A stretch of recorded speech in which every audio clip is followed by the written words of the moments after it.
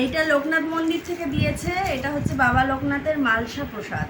এর মধ্যে মালসার মধ্যেও ভোগ আছে, অন্নভোগ মানে খিচুড়ি ভোগ। তোমাদের সামনে খুলছি।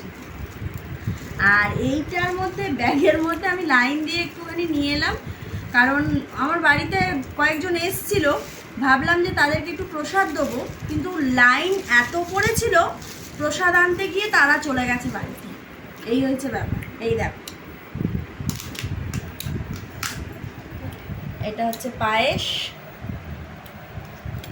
আচ্ছা, এটা হচ্ছে আলুর দম।